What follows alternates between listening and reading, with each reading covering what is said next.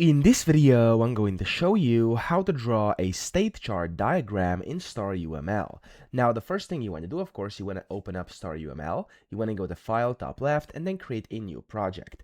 From here, you want to hover over Model, up here, click on it, and then hover over Add Diagram. And then from here, you want to go to State Chart Diagram here in the middle and click on that as well. As you can see, it's going to populate a few things over here on the left and on the right. And now we're going to get started, okay?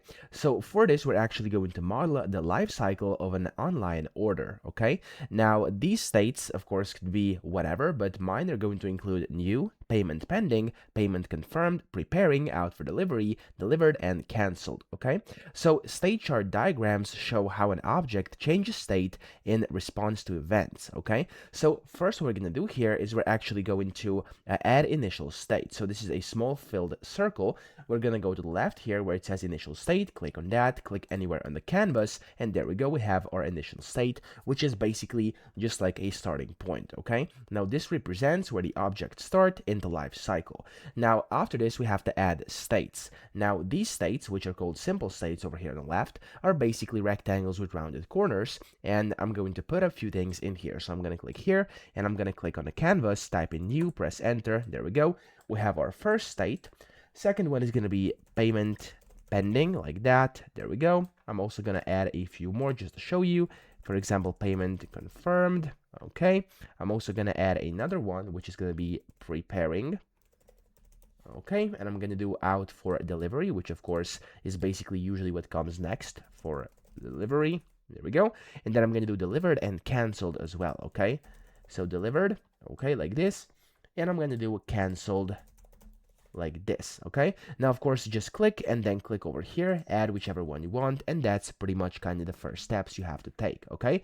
Now, step 6 over here, which is of course our next step, is going to be to actually add transitions. Now transitions are arrows showing events that trigger state changes, okay? Now this may sound complicated, but it's actually pretty much the most simple part of all of this over here. So let me show you. Now I'm going to go and just kind of reposition these a bit so we get a bit more space, just like that, okay? That's gonna be fine. And then I'm going to go to transition, click on it, and drag from new to payment pending. Then I'm gonna do from payment pending to payment confirmed. And as you can see, this is adding like these arrows. I can move it around and the arrows are snapping, which is pretty cool. And then from payment confirmed, we're gonna go to preparing. And then from preparing, we're gonna go to out for delivery, okay?